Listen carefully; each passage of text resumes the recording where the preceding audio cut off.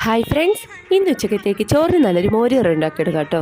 അപ്പോൾ ഇന്ന് കുറച്ച് മീൻ മാത്രമേ ഉണ്ടായിരുന്നുള്ളൂ. അത് ഞാൻ ഫ്രൈ ചെയ്യാനായിട്ട് മസാല തേച്ച് പിടിപ്പിച്ച് മാറ്റി വെക്കുന്നുണ്ട്. മോരുകറി ഉണ്ടാക്കാനായിട്ട് ഒരു കട്ടത്തൈര് ഒരു ബൗളിലേക്ക് ഒഴിച്ച് ഒരു കപ്പ് വെള്ളവും കൂടെ ചേർത്ത് നന്നായിട്ട് അടിച്ചത് മാറ്റി വെക്കാം. ഇനി ഒരു പാനിലേക്ക് ഓയിൽ ഒഴിച്ച് ചൂടായ ശേഷം കടുക് പൊട്ടിച്ച് വറ്റൽമുളകും 3 പച്ചമുളകും കുറച്ച് ചെറിയ ഉള്ളി കട്ട് ചെയ്തതും കൂടെ ചേർത്ത് നന്നായിട്ടൊന്ന് വഴറ്റിയെടുക്കും. ഉള്ളി ഒന്ന് വാടിയ ശേഷം അതിലേക്ക് കുറച്ച് കറിവേപ്പിലയും ഒരു വലിയ തക്കാളി കട്ട് ചെയ്തതും കൂടെ ചേർത്ത് കൊടുത്ത് ഒന്ന് വഴറ്റിയെടുക്കാം. അതിനുശേഷം 1/2 ടീസ്പൂൺ മഞ്ഞൾപ്പൊടിയും 1/2 ടീസ്പൂൺ മുളക് പൊടിയും കൂടെ ചേർത്തൊന്ന് വഴറ്റിയ ശേഷം അടിച്ചു വെച്ചിട്ടുള്ള തൈര് കൂടെ ചേർത്ത് ആവശ്യത്തിന് ഉപ്പും കൂടെ ചേർത്ത് കൊടുത്താൽ നമ്മുടെ ഈസി ആയിട്ടുള്ള മോര് റെഡി ആയിട്ടുണ്ട്. ഇനി കുറച്ച് പപ്പടം കൂടെ ഞാൻ പൊളിച്ചെടുക്കുന്നുണ്ട്.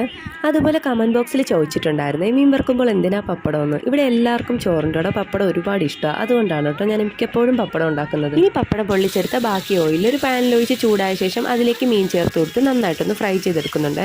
അങ്ങനെ ഇന്നത്തെ ഉച്ചയൂണ് റെഡി ആയിട്ടുണ്ട്. എല്ലാം കൂട്ടി ഞാൻ പാത്രത്തിലേക്ക് വിളമ്പി കൊടുക്കുന്നുണ്ട്. തലേന്നത്തെ മീൻകറി വെറ്റിച്ചെടുത്തതും കൂടെ ചോറിലേക്ക് വെച്ച് കൊടുക്കുന്നുണ്ട് കേട്ടോ. അപ്പോൾ അത്രയുള്ള വീഡിയോ ഇഷ്ടമായാൽ ലൈക്ക് ചെയ്യുക, ഷെയർ ചെയ്യുക, സബ്സ്ക്രൈബ് ചെയ്യുക.